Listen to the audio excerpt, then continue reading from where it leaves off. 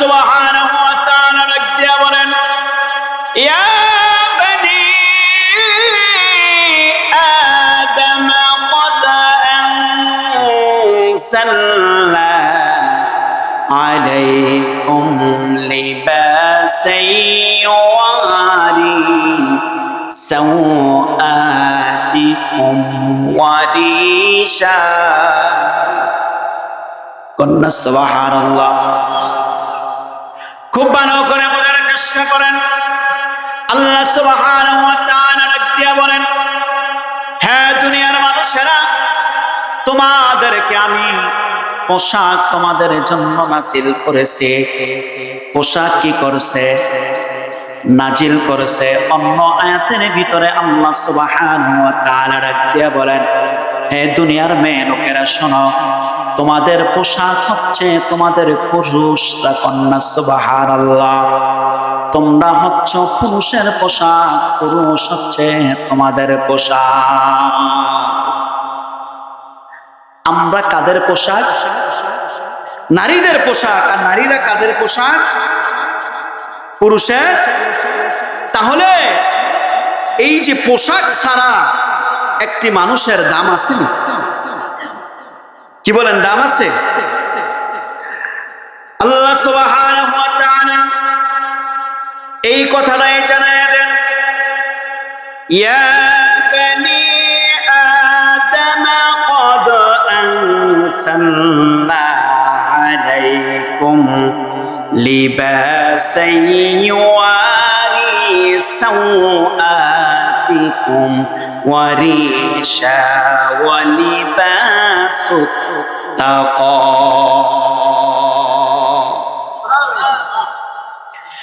একটি মানুষের পোশাক ছাড়া তার কোনো কি নেই, দাম।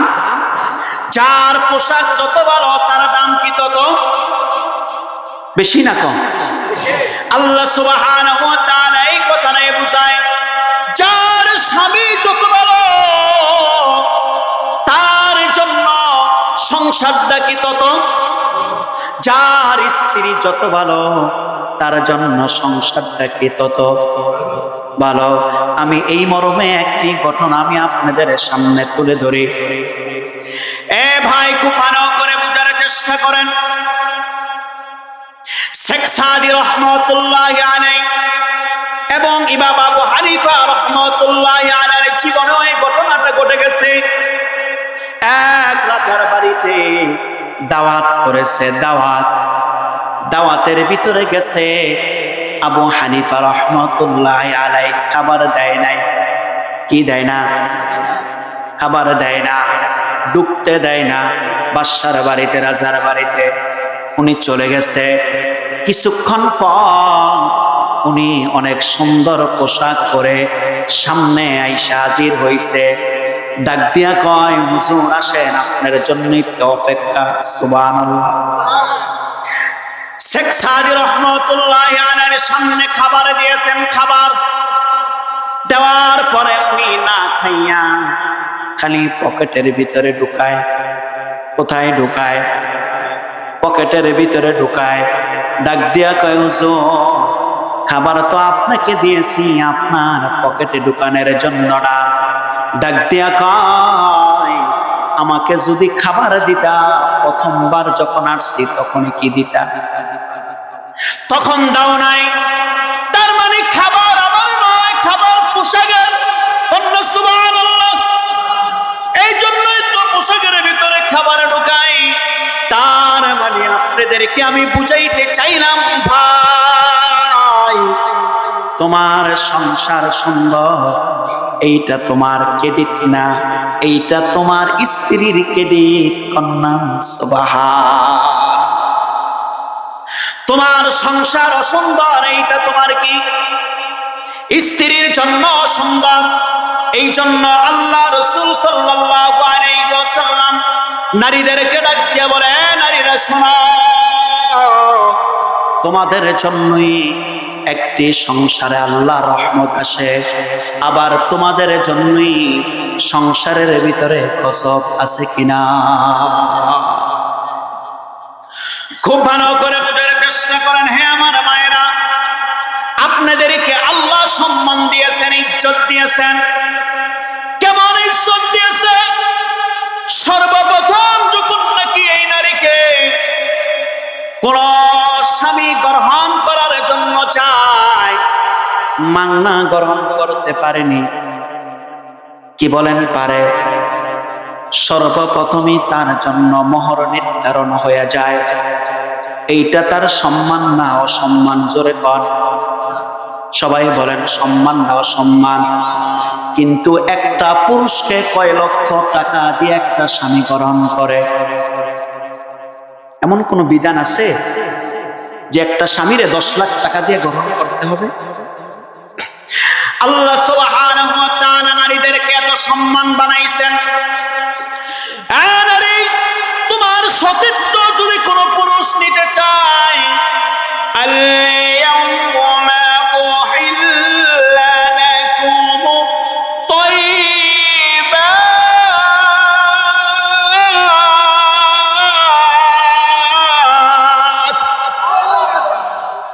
তোমার সতীত্ব যদি কোনো ব্যক্তি গ্রহণ করতে চায়, তোমাকে আমি এমন নির্ধারণ করলাম, মোহর ছাড়া গ্রহণ করা যাবে না। কন্যা সুবহানাল্লাহ। আমার আল্লাহ শুধু এই জায়গায় নারীকে দাম দেয় নাই, নারীর দাম কত বেশি আমার আল্লাহ দিয়েছে শোনেন। এই দুনিয়ার মানুষেরা স্বামীর কাছ থেকে আল্লাহ 2 হাত রাখছেন, বাবার কাছ থেকে রাখছেন, সন্তানের কাছ থেকে রাখছেন। নারীর জীবনে ইনকামের জন্য আমার আল্লাহ কোনদিন আদেশ করে নাই। নারীকে আমার আল্লাহ শুধু দিয়েছেন সম্মান, টাকা পয়সা, ইজ্জত সব দিয়েছেন। কে? জোরে কর। আমি একটি সম্মানের কথা বলি। আমার আল্লাহ নারীদেরকে কত সম্মান দিয়েছে, কিন্তু আমার মায়েরা বোনেরা বুঝে নাই। না বুঝার কারণে আমার মায়েরা বোনেরা হতাশ হয়ে গেছেন, পথভ্রষ্ট হয়ে গেছেন। খুব ভালো করে বোঝার চেষ্টা করেন আমার মায়েরা। একজন পুরুষকে আল্লাহ কর্মচারী চাকর বানাইছে, আর একজন নারীকে আমার আল্লাহ রাজা বানাইছে। সুবহানাল্লাহ। কেন? এই নারীর চেহারার ভিতরে রয়েছে মক্কা আর মদিনা। সুবহানাল্লাহ। এই নারীর পায়ের তলে রয়েছে জান্নাত। কোন সন্তান যদি মায়ের চেহারার দিকে তাকায়, হজের সওয়াব আছে কি নাই? এ বাবা, যদি 7 লক্ষ টাকা দিয়ে হজ করে যদি এয়ারপোর্টে নামে, আর আপনি চাইয়া যদি কদম মুসি করে রাখ দিয়া বলেন, এ কাকা বা আমার আব্বা বলেন তো আপনার হজ কবুল হইছে নি? 7 লাখ টাকা দিয়া যে হজ করলেন, কোন হাজী সাহেব উত্তর দিতে পারবে? কি বলেন? পারবে? কিন্তু একজন মায়ের চেহারার দিকে যদি একবার যদি তাকায়, আল্লাহ রাসূল বলেন কবুল হজের সওয়াব তার আমলনামায় দান করে দেওয়া হইছে। আল্লাহ রাসূলের সাহাবায়ে আসমান ডাক দিয়ে কয়, ও রাসূল, আমি যদি 2 বার তাকাই, কয় 2 বার, যদি আমি 100 বার তাকাই, কয় 100 কবুল হজের সওয়াব আমলনামায়। সুবহানাল্লাহ। এইটা নারীকে সম্মান না অসম্মান? জোরে কর। এবার আসেন নারীর চেহারার ভিতরে মক্কা মদিনা, নারীর পায়ের নিচে আল্লাহর জান্নাত। সুবহানাল্লাহ। আল্লাহ রাসূল ডাক দিয়া বলেন, যে ব্যক্তি আব্বা আম্মা পাইল আর দুনিয়ার ভিতরে জান্নাত কিনতে পারল না, ওই ব্যক্তির মতো পোড়া কপাল দুনিয়ার ভিতরে কি কেউই? তাহলে মায়ের পায়ের নিচে কি? জোরে কম। আমি আপনাদেরকে এই দিকে ওয়াজ করলে অনেক লম্বা হয়ে যাবে, খুব ভালো করে বোঝার চেষ্টা করেন। আমার আল্লাহ নারীদেরকে বানাইছে কি? রাজরানী, আর আমাদেরকে বানাইছে চাকর। তাহলে নারীদের সম্মান দিয়েছে কে? জোরে কর। কেমন সম্মান? নারীর যদি জুতার প্রয়োজন হয়, কিসের প্রয়োজন? কে এনে দেয়? জোরে বলেন কে? ছোট্ট একটি ঘটনা আমি আপনার সামনে তুলে ধরার চেষ্টা করি। ধরেন আপনাকে জুতা কেনার কথা বলছে, আমার জুতা নাই, জুতা নিয়ে আসো। নারীরা কান পেতে শোনেন গো মা, কোন কারণবশত ঈদের বাজার থেকে আপনি জুতা আনতে ভুলে গেছেন, সারা রাত আপনি ঘুমাইতে পারবেননি। কি বলেন, পারবেন? আমার কোনো কিছুই তোমার মনে থাকে না, ভাই বোনের কথা তো সবই মনে থাকে। এই জাতের নারী আছে কি নাই জোরে কও।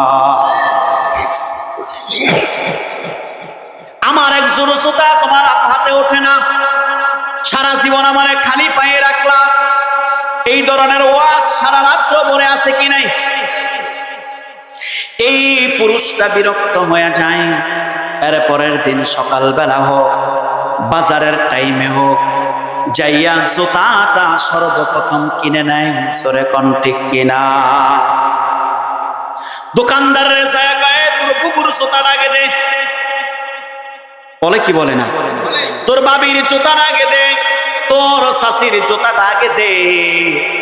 ভাই এখন তো হাতে করে বাজার করে, আগের জমানায় টুকরি বা ওরা দিয়া বাজার করতো। কি বলেন, কথা ঠিক কিনা? এই জুতাটা কোথায় রাখে? টুকরি বা ওরার ভিতরে। জোরে কোন ঠিক কিনা? এবার যখন ইলেনগঞ্জ বাজারে থেকে যখন আসে, এই টুকরিটা ওরাটা কোথায় থাকে? জোরে কোন। তাহলে একজন নারীর জুতা পুরুষের মাথায় এত সম্মানের মালিক বানাইছে কে? তাহলে একজন নারীর জুতাগুলো পুরুষ মাথায় করে এনে দেয়, এত সম্মান আমার আল্লাহ আমার মায়েদেরকে দিয়েছেন। কিন্তু দুর্ভাগ্যের বিষয়, এই মা গুলার, এই নারীগুলার খাসিয়ত পালানা কি না? আল্লাহ মক্কার মদিনা দিলে কি গো, জান্নাত দিলে কি গো, যদি খাদ্য যদি খারাপ থাকে কোনটাই ধরে রাখা সম্ভব? জোরে কোন ঠিক কিনা? আপনাদের কষ্ট হইতেছে না? এই কথাটা বলি ইনশাল্লাহ, তাহলে আপনাদের বুঝতে সুবিধা হবে নারীগুলোর অবস্থা আজকে কোথায় যায় দাঁড়াইছে। আপনাদের ওয়াজ তো শুনলেনই এই পর্যন্ত। খুব ভালো করে বোঝার চেষ্টা করেন, তাদের খাসিয়ত এত খারাপ। এই কথা আমার নয়, এই কথা আল্লাহ রাসূল সাল্লাল্লাহু আলাইহি ওয়াসাল্লাম মেরাজে গেলেন। মেরাজ থেকে আয়েশা ডাক দিয়া কয়, আমি সবচাইতে বেশি নারীদেরকে জাহান্নামে দেখছি। কোথায়? জাহান্নামে দেখলাম। ডাক দিয়া কয়, ইয়া রাসূলুল্লাহ, আমাদেরকে কোন কারণে আপনি জাহান্নামে দেখলেন? কয়, তোমাদেরকে তিনটা কারণে সবচাইতে বেশি জাহান্নামে দেখছি। কয় কারণ? এক নাম্বার কারণ, তোমরা কথায় কথায় মিথ্যা কথা বলো। কি বলে? জানা তাও আজকুবি একটু কথা বলে। আপনারা আমার কাছ থেকে দলিল নেন, কোথায় কোথায় মিথ্যা কথাগুলো বলে। সারা জীবন আপনি তাকে সুন্দর মতো সেবা করছেন, যত্ন করছেন, আপেল খাওয়াইছেন, কমলা খাওয়াইছেন, মালটা খাওয়াইছেন, খাওয়াইছেন না? একদিন শুধু একটি থাপ্পড় খাওয়াইছেন, দরবার বাইট আছে কি নাই? সারা জীবনই আমারে কষ্ট দিছে, আর মারতে মারতে আমারে ফিট বেহা করে লাইছে। কি কোন আছে না? তো সারা জীবন যে মা তোমারে মালটা খাওয়াইলো, এটা তো কারো কাছে কইলা না, কইছে? একদিন একটি থাপ্পড় দিয়েছে, একটি ধমক দিয়েছে, একটি শাসন করেছে। বাড়ির থেকে বাই বড় মাস্তান ক্যাডার লইছে ফোন দিয়া। কি কোন কথা ঠিক কিনা? বাতি যায় নতুন নমিনেশন পাইছে, কি জানোস নি, খেলা দেখাই দেব। এখন ছাত্রগদারে ক্ষমতা, আমার বাতি যায় কবি নজরুল ইসলাম কলেজের বিপি। কি কোন কথা ঠিক কিনা? এই জন্য রে ভাই, খুব ভালো করে বোঝার চেষ্টা করেন। একদিন এক শাসনের কারণে সারা জীবনের আদর দুনির সাথে মিশে গয়, জীবনে মিলে তারা আদরই করেন না। এমনি আদর ছাড়াই 5 জন সুটকে হয়েছে। আল্লাহ রাসূল বলেন এই জন্য তোমার আমি জাহান্নামে দেখছি। এই মিথ্যা বলার 2 নাম্বার, সারা জীবনে আপনি তাকে সোনো দিছেন, পাউডার দিছেন, খাবার দিছেন, সবকিছু দিছেন, হঠাৎ করে ব্যবসা বাণিজ্যের অবস্থা খারাপ হয়ে গেছে। সব ঈদের ভিতরে সব সময় দিছেন, এই ঈদে দিতে পারেন নাই, সবার জন্য দিছেন। চিন্তা করছেন স্ত্রী আমার বুঝবে আমার যে অবস্থা খারাপ, দেন নাই। স্ত্রী ঈদের দিন আর নতুন কোন জামা না পইরা এই আসরা আসরি দাফরা দাফরি আছে কিনা। সারা জীবনে আমার লেঙ্গা রাখছে, সারা জীবনে আমার কষ্ট দিছে, এই ধরনের খাসিয়ত আমাদের মা বোনদের আছে কিনা। এই জন্যই আল্লাহ রাসূল বলে তোমাকে আমি জাহান্নামে দেখছি। কোথায়? এবার আসেন, আমি বেশি কইলের ভাই মহিলার আমার গালাগালি করবে। মা গো, তোমাকে আমি ধিক্কার দেওয়ার জন্য না, সংশোধনের জন্য এই জায়গায় বসছি। খুব ভালো করে বোঝার চেষ্টা করেন। আপনার চেহারা মক্কা মদিনা ধরে রাখার জন্য বলছি, পায়ের নিচের জান্নাত ধরে রাখার জন্য বলছি। এই খাসিয়তের কারণে জান্নাত চলে যায়, এই খাসিয়তের কারণে মক্কা মদিনা চলে যায়। জোরে কোন কথা ঠিক কিনা? খুব ভালো করে বোঝার চেষ্টা করেন। 2 নাম্বার কারণ বলে, 2 নাম্বার কারণ হচ্ছে নারীরা কথায় কথায় অভিশাপ দেয়। কি দেয়? আছে কি নাই? এই নারীগুলো কথায় কথায় অভিশাপ। ধরেন আপনার ছেলে আর তার ছেলে ঝগড়া রাখছে, ঝগড়া লাগার পরে তোর ছেলে মরতে পারে না, এইটার দুনিয়ার আর চাইলের শক্তি খোদা এটারে নেয় না। আল্লাহ রাসূল ডাক দিয়া কয়, হে দুনিয়ার মায়েরা শোনো, তোমাদের জবান দিয়া যা বলো সঙ্গে সঙ্গে ফেরেশতারা কয় আমিন। কি কয়?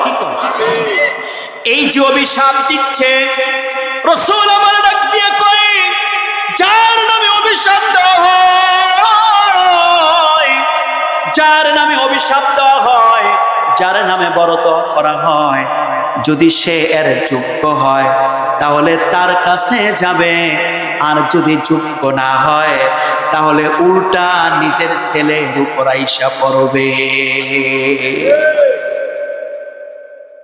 যদি ওই মহিলা অভিশাপের যোগ্য হয় তাহলে ওনার কাছে যাবে, আর যোগ্য যদি না হয় নিজের উপর আইসা পড়বে। তাহলে অভিশাপ দিলে লস না লাভ? জোরে কোন, জোরে কোন, লস না লাভ? আল্লাহ রাসূল ডাক দিয়া বলেন, যে ব্যক্তি মানুষকে ক্ষমা করতে পারে না আল্লাহ তারে ক্ষমা করে না।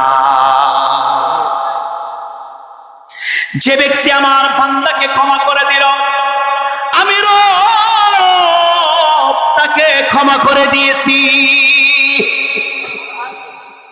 আমি আপনাকে কেমনে করে বুঝাই? এক লোক মদ খেয়ে রাস্তার পাশে পড়ে রইছে। কি খেয়ে? মদ খেয়ে পড়ে রইছে। ইতিমধ্যে একটি কুকুর চাইয়া এই জিবলা দিয়া ওনার গালের ভিতরে চাটতাছে। মদের গন্ধে পচা জিনিস দেখলে তো কুকুরে চাটে, জোরে কোন ঠিক কিনা? চাটতাছে চাটতাছে। এই পাশ দিয়ে আরেকজন ব্যক্তি হেঁটে যায়, দেখে একটি লোক শোয়া, কুকুরে তার জবান চাটে। এই লোকটার দেখে মায়া লাগছে, আইরে একটি মানুষকে কুকুরে চাটে, কোন সময় কামড় দিয়া লাই, বলা যায় না। কুকুরটারে সরাইয়া জবানটা সুন্দর মতো ধুইয়া মাথা দেখতো, চোখে মুখে পানি ছিটা দিয়া ওনাকে ধরে বাড়িতে এনে দিয়া গেছে। ওই লোকটাও বাড়িতে চলে গেছে, ঘুমায় গেছে। ঘুমের ঘরে স্বপ্ন দেখে যে অলির সিরিয়ালের ভিতরে এই লোকের নামও দেখা যায়, ওই মদখোরের নামও দেখা যায়।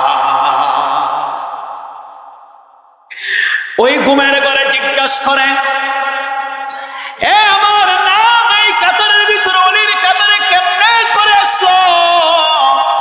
আমি তো বেশি ভালো মানুষ না, আর ওই মৎখুরও তো ভালো মানুষ না, কেমনে করে অলির কাতারে আসলো নামটা? ডাক দিয়া কয়, হে আমার বান্দা, তোমার আমার ওই বান্দার প্রতি এত মায়া, সেই বান্দার জবানটা ধুয়ে পরিষ্কার করে দিলা। আমি আল্লাহর নাম রহমান, আর রহমান রহিম।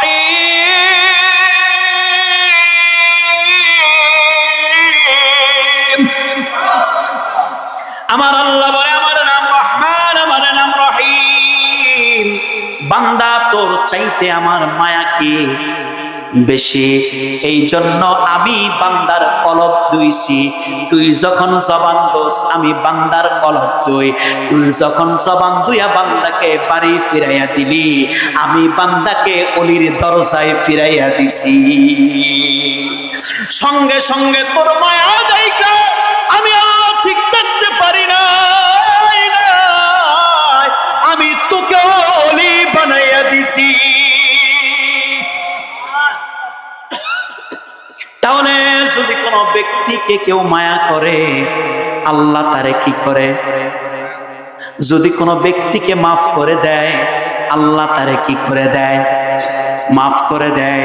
কথাটা সামনের দিকে অগ্রসর হয়ে যায়। 3 নম্বরে আল্লাহ রাসূল ডাক দিয়া বলেন, নারীরা স্বামীর অকৃতজ্ঞ হওয়ার কারণে নারীরা সবচাইতে বেশি জাহান্নামে যাবে। কন্যা নাউজুবিল্লাহ। কি হওয়ার কারণে? অকৃতজ্ঞ। নারীরা স্বামীর প্রতি কৃতজ্ঞ থাকে না, অকৃতজ্ঞ হয়ে যায়। যেই মানুষটা মাথার ভিতরে বৃষ্টির পানি লাগাইতে 1 সেকেন্ড চিন্তা করে না, এই স্ত্রীর জন্যে বৃষ্টি ভিজতেও তার চিন্তা নাই, স্ত্রীর জন্যে রিক্সা চালাইতো তার লজ্জা নাই। জোরে কোন ঠিক কিনা? স্ত্রীর জন্যে ভাইরে ওই রোদ্রে পড়তেও তার কষ্ট হয় না।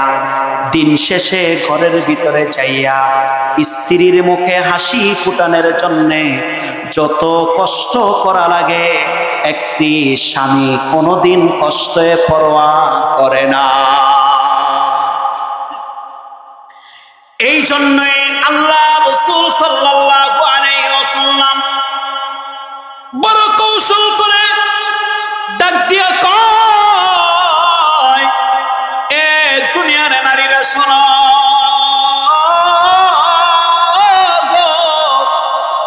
আমার আল্লাহ যদি কোন নারীকে যদি সেজদার হুকুম করত আল্লাহ ব্যতীত, তাহলে ওই নারীটাকে হুকুম করত যে তুমি সর্বপ্রথম তোমার স্বামীর পায়ের ভিতরে সেজদা করো। কার পায়ে? তার কারণ অন্য আরেকটি হাদিস আপনাদের সামনে তুলে ধরি। আল্লাহ রাসূল ডাক দিয়া বলেন, হ্যাঁ দুনিয়ার মানুষেরা, হ্যাঁ দুনিয়ার নারীরা শোনো, যতক্ষণ পর্যন্ত একটা নারী তার স্বামীর জন্য দোয়া না করবে, অতক্ষণ পর্যন্ত এই দোয়া আরশে আসিমের ভিতরে কবুল হয় না। আর পুরুষের জন্য বিধান হলো, আব্বা আম্মার জন্য দোয়া না করা পর্যন্ত এই দোয়ার আরশে আসিমে যায় না। আর নারীদের জন্য স্বামীর জন্য দোয়া না করা পর্যন্ত আরশে আসিমে এই দোয়া কি হয় না? কবুল। খুব ভালো করে বুঝার চেষ্টা করেন। আমি আপনাদের সামনে একটি ঘটনা তুলে ধরি। আমি আপনাদের সামনে একটি ঘটনা তুলে ধরি। স্বামীর প্রতি অকৃতজ্ঞ থাকলে নারীর জন্য কি ভয়াবহতা চলে আসবে, খুব ভালো করে বোঝার চেষ্টা করেন আমার মায়েরা। এক ব্যক্তি জমিনের ভিতরে গেছে ধান কাটার জন্যে। ধান কাটা শেষে রে ভাই, যখন নাকি বোঝা মাথায় নিয়েছে, হঠাৎ করে চোখের ভিতরে ধানের হয়তো বা বাড়ি বা চোখের ভিতরে কোনো একটা কিছু চোখের ভিতরে ঢুকে গেছে। যাওয়ার পরে এই স্বামীটা ওই ছবি থেকে বা কোলা থেকে বাড়ির ভিতরে চলে আসছে। আয়েশা স্ত্রীকে ডাক দিয়া বলে, হে আমার স্ত্রী, শোনো গো, তুমি একটু আমার চোখটার দিকে তাকায়া দেখো। চোখটা খসখস করে কি যেন গেছে, একটু ব্যথা ব্যথা লাগে। এবার চোখের দিকে, স্বামী চোখের দিকে স্ত্রী তাকায়, এদিকে ঘুরা দেয় চোখ, ওই দিকে দেখে চোখে আর কিছুই দেখে না, কোনো কিছুই চোখে যায় নাই। স্ত্রী দুষ্টামি করে, রাগ করে না, কি করে দুষ্টামি করে, চোখের ভিতরে এমনে করে একটি গুথা মারছে। গুথা দিয়া কয়, তুমি আমার কাছে ঢং করার জন্য কে আসছো? দুপুর বেলা আমার কাজ আছে না? এই যে গুথা মারছে, স্ত্রীর হাতের ভিতরে নখ ছিল বড়, চোখের ভিতরে লাইগা 2 ফোঁটা চোখের পানি বাইর হয়ে গেছে। মারছে কি কইরা? সরে কন। দুষ্টামি কইরা। হাতের নখ বড় থাকার কারণে চোখে লাগে পানি বাইর হয়ে গেছে। স্ত্রী বড় সুন্দরী ছিল, বড় রূপবতী ছিল, বড় গুণবতী ছিল। স্ত্রী মৃত্যুবরণ করেছে। মৃত্যুবরণ করার পরের ভাই, স্ত্রীর চেহারাটা বিকৃত হয়ে গেছে, কালো হয়ে গেছে, কুরসি হয়ে গেছে, এমন অবস্থা হয়ে গেছে ওই নারীর চেহারার দিকে তাকানোর মতো কি নাই, কোনো পরিস্থিতি নাই। স্বামী ডাক দিয়া কয়, কি হলো আমার স্ত্রীর? দৌড়ে এক আল্লাহর ওলির কাছে গেলেন, যে বললেন, ও আল্লাহর ওলি, আপনার কাছে আমি ঘটনার ব্যাখ্যা জানতে চাই। আমার স্ত্রী তো বড় সুন্দর ছিল, কিন্তু মৃত্যুর পরে চেহারাটা কেন এমন হয়ে গেল?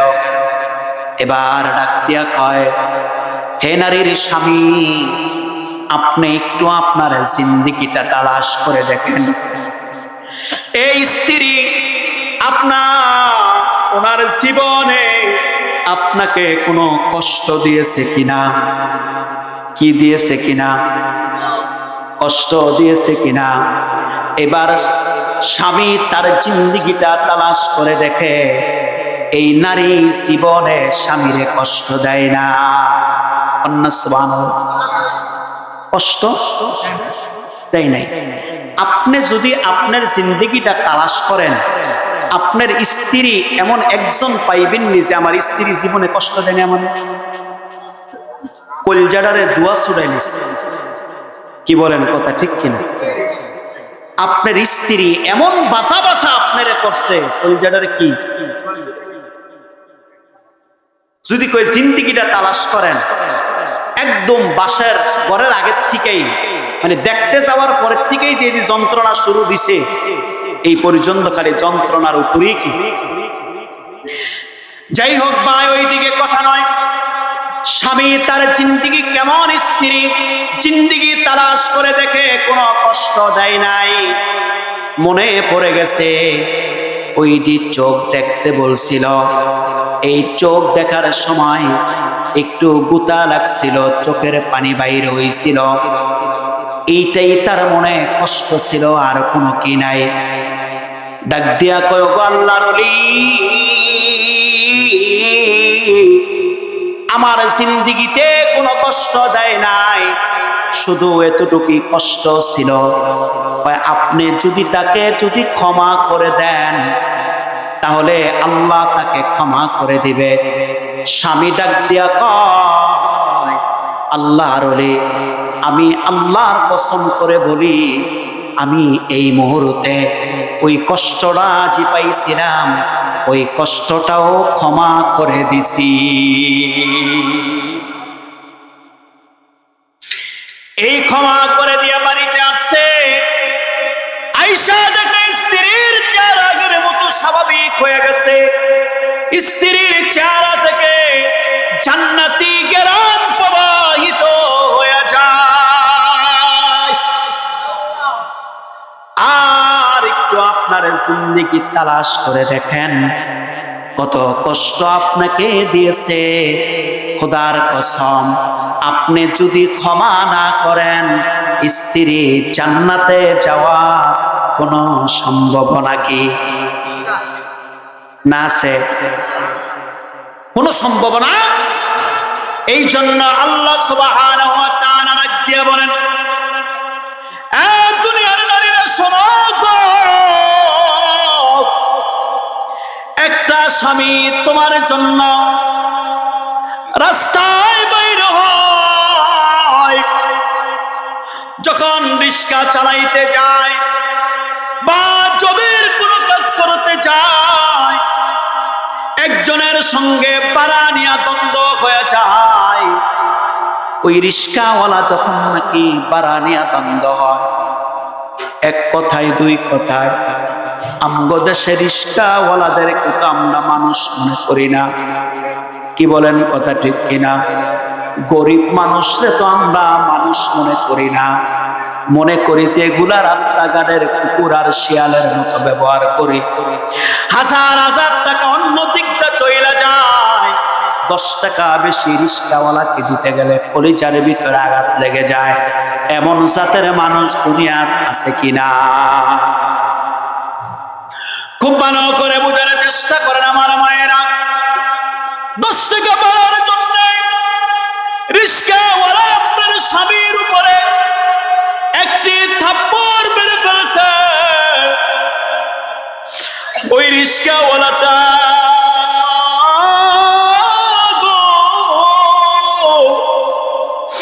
থাপ্পড়টা খাইয়া মনের কষ্টে চোখ দিয়া পানি বাইর করে ফেলছে। সারাদিন এই কষ্টটা নিয়া রিক্সা চালাইয়া কিছু টাকা নিয়ে বাড়িতে আসছে। আসার পরে আমার মায়েরা যদি ওই স্বামীর পায়ের ভিতরে হাত রেখে যদি সঙ্গে সঙ্গে যদি কদম মুসি করে ফেলতো, এই স্ত্রীর জন্য একটা থাপ্পড় না 10টা থাপ্পড় খেলেও মনে ব্যথা পাইতো না। কিন্তু এই পুরুষটা থাপ্পড় খাইয়া টাকাটা ইনকাম করে বাড়িতে আসলে, আমার মায়েরা কি আনছো, কি লয়ে আসছো? অমুকে যে ভালো শাড়ি পরে, তোমার শাড়ি কই? অমুকে যে ভালো এইটা আছে, তোমারটা কই? আমারটা কই? সারা জীবনে কি কষ্ট করব মা গো? তোমার স্বামীরা রাস্তায় থাপ্পড় খাইছে তোমার জন্য, আবার তুমিও কলিজার ভিতরে থাপ্পড় দাও, কলিজার ভিতরে কষ্ট দাও। এই পুরুষটা কার কাছে যাবে বলো মা? কার কাছে যাবে? এই পুরুষটা যাওয়ার কোনো জায়গা নাই। যখন 2 হাত তুলে লাগ দিয়া কয়, আমার ঘরেও শান্তি নাই, রাস্তায়ও শান্তি নাই, আমাকে শান্তির ফয়সালা করে দাও মা গো। আর সে আজিমে দোয়াটা এত দ্রুত বিজলির গতিতে চলে যায়, এত দ্রুত চলে যায়, ওই দোয়ার ভিতরে কোনো পর্দা থাকে না। আমি আপনাদেরকে শেষ একটি ঘটনা বলে মাহফিলটা আখিরি মুনাজাত দিয়ে দিচ্ছি। আপনিও একজন স্ত্রী, আমি আরেকজন স্ত্রী, নবীর মেয়ে ফাতেমার কথা যদি আমি আপনাদের সামনে তুলে ধরি। ফাতেমা একদিন ডাক দিয়া কয়, ও আমার স্বামী, আবার সন্তানগুলো কিছুই খায় না, তুমি আমার স্বামী হইলা, আমার সন্তানদের খাবারও ঠিক মতো দিতে পারলা না, আমার খাবার দাও না দাও, সন্তান দুইটার খাবার দাও, ঠিক মতো দিতে পারো না, তুমি কেমন বাবা হইলা? এই কথাটা আলীর মনে বড় কষ্ট পাইছে। আলী আর করে যায় না। রাতের বেলায় এই কথা বলার পরে আলী মসজিদে নববীর বারান্দায় যে শুয়ে রয়েছে। আল্লাহ রাসূল সকাল বেলা বারবার ফাতেমার ঘরের দিকে তাকায়। প্রতিদিন দেখে ফাতেমার ঘরের ভিতরে জান্নাতের একটি পোকা আসে, কিন্তু আজকে জান্নাতের কোনো পোকাকে আসে না, রহমত নিয়ে আসে না। বাড়িতে যাইয়া ডাক দিয়া কয়, মা ফাতেমা, আলী কই? ডাক দিয়া কয়, বাবা, গতকালকে রাত্রে আমি একটা কথা বলছিলাম, আলী রাগ করিয়া মসজিদে নববীর ভিতরে চলে গেছে। আল্লাহ রাসূল ডাক দিয়া কয়, মা তুমি কি করলা গো মা? তুমি আলীকে চিনো না, তুমি কি করলা? আল্লাহ রাসূল কথাটা না বাড়াইয়া আলীর কাছে যা বলে, আলী তোমার মনটা খারাপ, চলো বাবা বাড়িতে যাই। কন্যা সুবহানাল্লাহ। যেমন শ্বশুর তেমনই কি বলতে দেরি, সঙ্গে সঙ্গে পিছনে পিছনে হাঁটা দিছে। আলোচনা লম্বা হয়ে যাবে, বিদায় না হলে আমাদের এই দেশের শ্বশুর আর জামাইয়ের একটি ঘটনা বলতাম। এ ভাই, আমগো দেশের শ্বশুর যেমন বাটপার, জামাইও তার চাইতে কি বাটপারটা। জোরে কন। সারা জীবন জামাইরা শ্বশুর বাইতে নিতে নিতে নিতে নিতে শ্বশুরের ধ্বংস কইরা দিছে। জোরে কন ঠিক কিনা? এক বাটপার জামাইয়ের কথা উদাহরণ দিয়েই আমি ওই দিকে চাই, আপনাদের কষ্ট হইব নি। দেখেন, আপনারা কইতে কইছেন বিদায় আমি কই নাইলে কিন্তু কইতাম না। একদিন বাড়াইছে টাকার জন্য, টাকা নিয়ে খাওয়া শেষ, সান নিয়ে খাওয়া শেষ, নিজের ঘরদুয়ার সব বেচ্চা খাওয়া শেষ। এমন জাতের জামাই দেশ আছে কিনা জোরে কর। সর্বশেষ অনেকটি ঘর লাগে, ঘর করতে হইলে তো কটা খুঁটির দরকার। খুঁটির দরকার না, মানে 2-4টা বাঁশের দরকার। এখন 2-4টা বাঁশ শ্বশুর বাড়ির থেকে কেমনে বাঁশ আনবে? চাইতে চাইতে তো চাওয়া শেষ, এখন তো চাইতে তো লজ্জাও লাগে। কি কোন ঠিক কিনা? এখন জামাই তাড়াতাড়ি যাইয়া ডাক দিয়া কয়, আম্মা কেমন আছেন? কয়, ভালো আছি। আম্মা তাড়াতাড়ি 2-4টা খাওন থাকলে দেন। আমার শ্বশুর আব্বাই কোন ঘরে ঘুমায়, কোন খাটে ঘুমায়, আমি সেই খাটে আইজা আমার আব্বার সাথে ঘুমাইতে চাই। কার লগে ঘুমাইব? এবার শ্বশুরের বাসায় যাইয়া, মানে খাটে যাইয়া ঘুমায়, আর বলে একটা বাস, একটা কেন লাগবে? ওই যে বাড়িতে কিলা খুঁটির দরকার, কেমনে ডাইরেক্ট বাদ চাইব? এখন ঘুমের তালে নাকটা নেয়ার কয় একটা।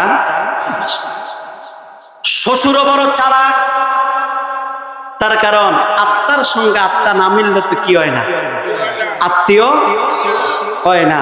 তো এক সালাকের সঙ্গে আরেক সালাক না মিলল, তার কি হয়েছে? আত্মীয়। শ্বশুর কয়, তাড়াতাড়ি খাওয়াইয়া দাও। শ্বশুর যাইয়া পাশে শুইয়া শ্বশুরও নাক টানে বলে, একটা কুঞ্চিও না।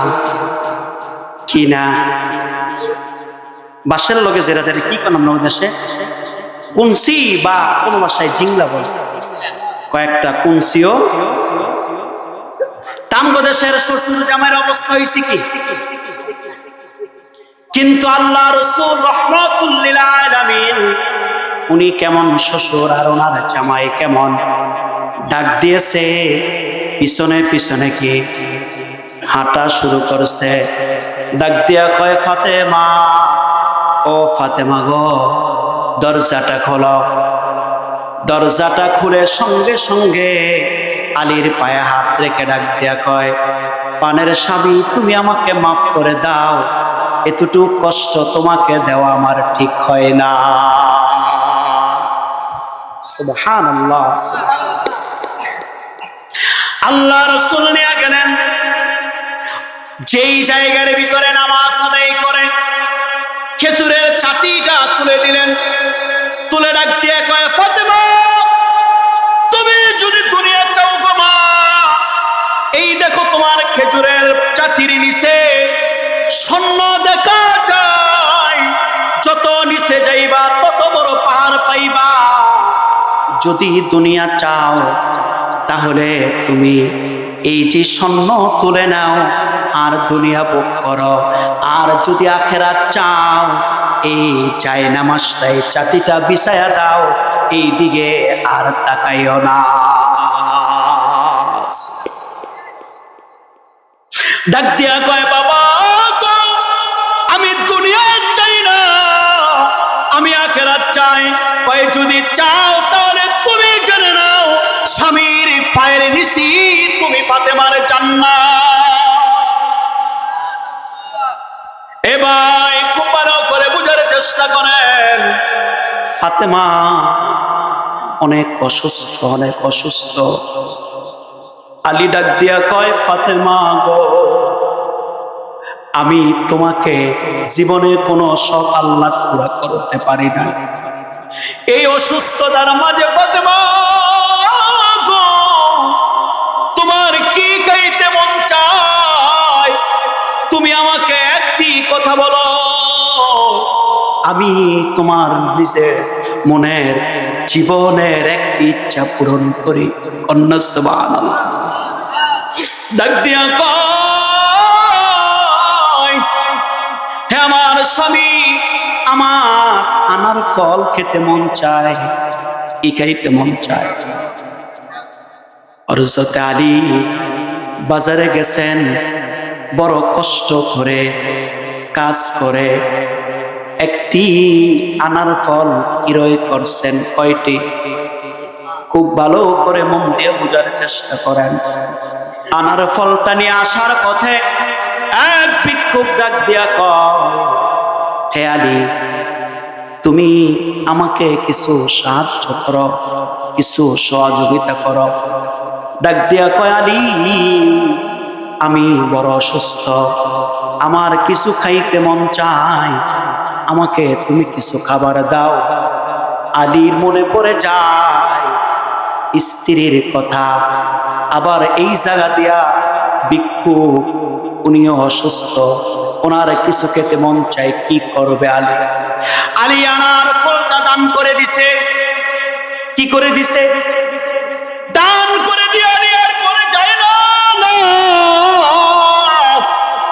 যায় রে আমার স্ত্রী জীবনে একটি জিনিস চাইছে আনার ফল, আমি সেইটাও স্ত্রীর দিতে পারি না, আমি ভিক্ষুককে দান করে দিলাম, কেমনে যাইয়া মুখটা দেখাবো, চেহারাটা দেখাবো?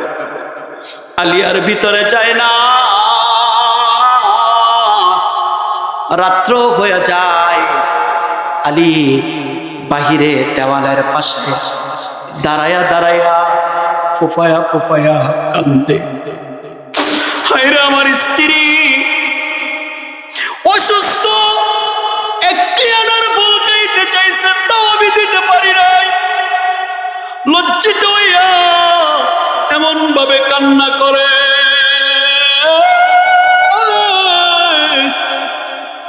হঠাৎ করে কান্নার শব্দটা ফাতেমার কানে চলে গেছে। ডাক দিয়া কয়, কে গো? আমার দরজার পাশে আপনি কান্না করেন, নিশ্চয়ই আপনি আমার স্বামী, আপনি ভিতরে আসেন। আমি বুঝতে পারছি গো, আপনি আজকেও আমার জন্য আনার ফল আনতে পারেন না। ফাতেমা দরজাটা খুলে ঘরের ভিতরে নিয়ে স্বামীর চোখগুলো মুছে দেয়, স্বামীর কপালের ভিতরে চুমু খায়, আর ডাক দিয়ে কয়,